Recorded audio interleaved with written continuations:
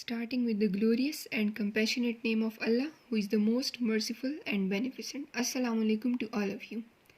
Dear students, in today's lecture, we are going to discuss an interesting poem, unit number 8, page 75. Its title is Hope is the Thing with Feathers. It's written by Emily Dickinson, one of the best known poets of 19th century. An American poet. This poem was first published in 1891. Dear student, the major theme of the poem is hope. Hope means umeed. Let me give you a little bit introduction of hope. It's written by Emily Dickinson, an American poet. It is masterpiece of spiritual expressions about hope and its impacts on mind.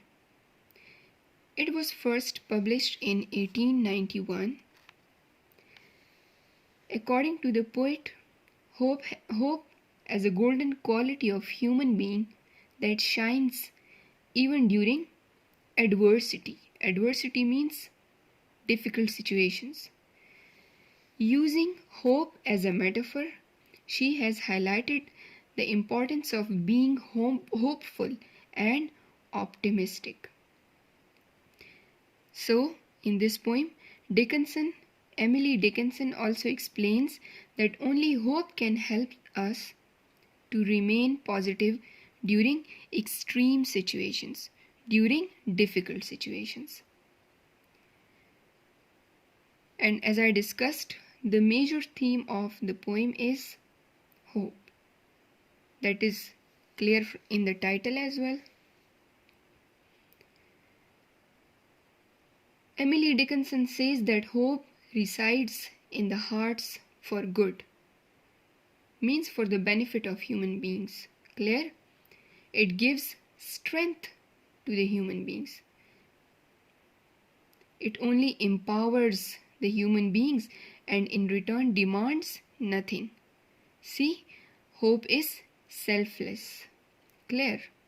Hope has been personified as well to show its importance to the weak souls, to the people who are dejected, who are distressed. Further, we'll read it in the poem. Please come towards page 76. The poet has used so many literary devices in it as well. First of all, let us recite the poem.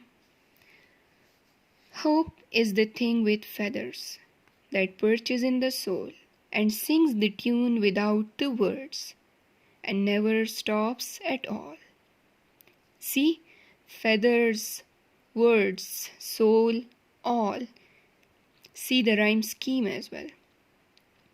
Hope is the thing with feathers that perches in the soul and sings the tune without the words and never stops at all. And sweetest in the gale is heard, and sore must be the storm that could abash the little bird that kept so many warm. I have heard it in the chillest land and on the strangest sea. Yet never in extremity it asked a crumb of me. Dear students, come to the first one stanza. There are total 3 stanzas in the poem. Total 12 lines in the poem, 3 stanzas. Each stanza contains 4 lines. So the structure of the stanza is quatrain, means a stanza of 4 lines. Clear? Hope, umeed. Hope is the thing with feathers. उम्मीद एक ऐसी चीज़ है जिसके पर हैं. That perches in the soul. Perches means live. That perches in the soul, जो कि रूह में रहती है. And sings और गाती है. The tune, एक ऐसी धुन, without the words, जिसके कोई अल्फाज नहीं है. and sings the tune without the words, और बग़ैर अल्फाज के धुन में गाती है, के धुन गाती है, and never stops at all, और कभी भी नहीं रुकती. क्या? The singing, clear? The song of hope never stops and never stops at all, और कभी भी नहीं रुकती. And sweetest in the gale is heard. Gale means तेज हवा, storm, strong wind. And sweetest in the gale is heard. और sweetest song of what? Song of hope. And sweetest in the gale is heard, और तेज हवा में इसकी मीठी धुन सुनाई देती है. And sore must be the storm तूफान. And sore दुखा हुआ, तकलीफ दे. Here it means जितने भी मुश्किल हालात हो, चाहे कितने भी कठिन हालात हो. And sore must be the storm, और चाहे तूफान कितना भी तकलीफ दे क्यों ना हो, कितना भी तेज क्यों ना हो. That could abash the little bird, इस छोटे से परिंदे के वो abash शर्मिंदा करना. Here it means तकलीफ पहुंचाना.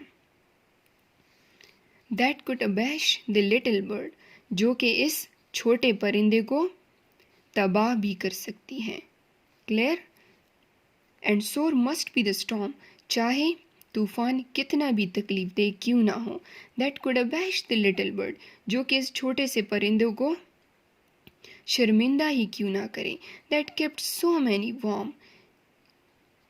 क्या है? That kept, what kept? Hope, the bird of hope. That kept so many warm, जिसने बहुत सारी, warm here means struggle, कोशिश, काविशें. That kept so many warm, जिसने बहुत ज़्यादा तकलीफ़ें झेली, बहुत ज़्यादा काविशें की. किसने? इस परिंदे ने. For what? To sustain. To sustain means to live, to survive. Clear? Then, I have heard it in the chillest land. मैंने इसकी धुन. Heard what? The song of hope. I have heard it in the chillest land. मैंने इसकी धुन सरतरीन सरजमीन में भी सुनी है. सरतरीन सरजमीन means here it's imagery as well, it's a symbol of hard times as well, difficulties as well. Clear? I have heard it in the chillest land. मैंने इसकी आवाज़, मैंने इसकी धुन, मैंने इसकी बग़ैर अल्फाज की धुन सरतरीन सरजमीन में भी सुनी है.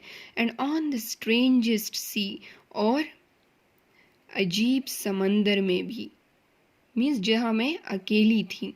Yet never in extremity, यहाँ तक कि extremity means मुश्किल हालात, मुश्किल तरीन हालात. Clear?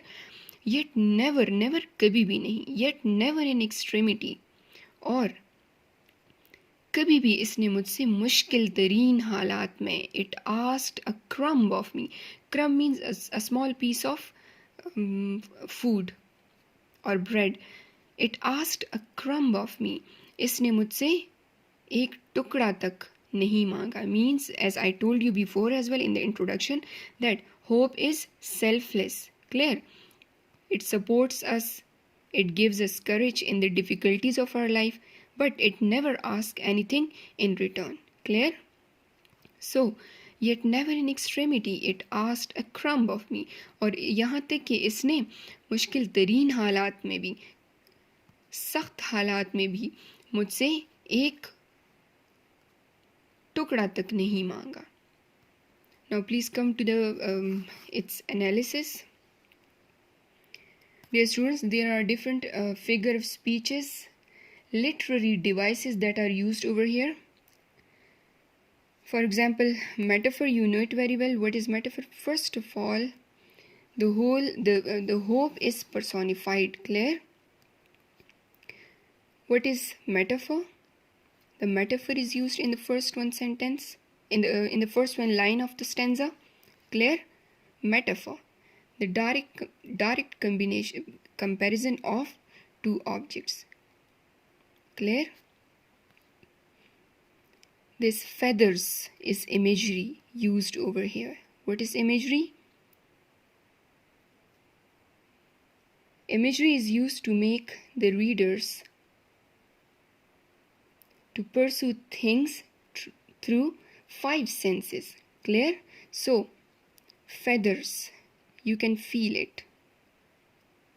Then, that perches in the soul and sings the tune without the words. So here, and singing is the quality of humans. Clear? So, this is personification. When such qualities are given to inanimate objects. So this is personification.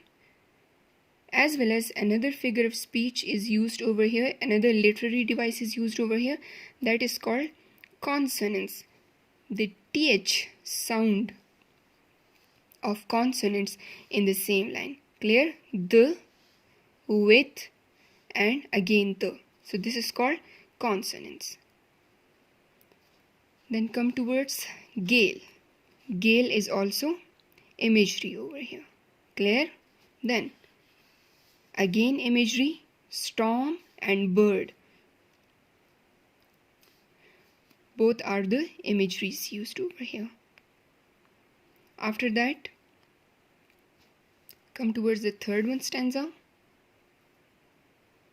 I have heard it in the chillest land. So land and sea, both are here imagery. In this one line, in the first line of the third stanza, alliteration is also used. Now what is alliteration?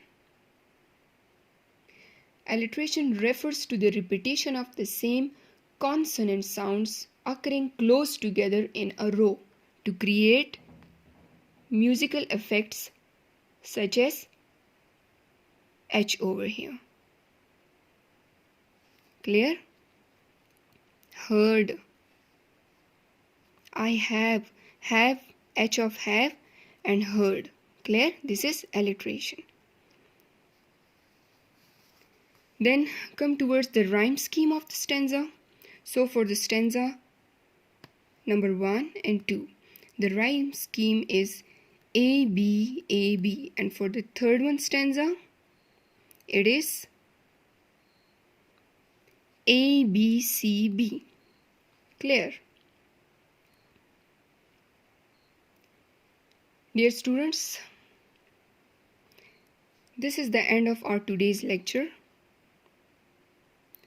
You need to identify all the figure of speeches or the literary devices used in the poem. This is your homework for today. To find out, to identify all the figure of speeches. Thank you so much. This is the end of our today's lecture. Stay blessed. Allah Hafiz.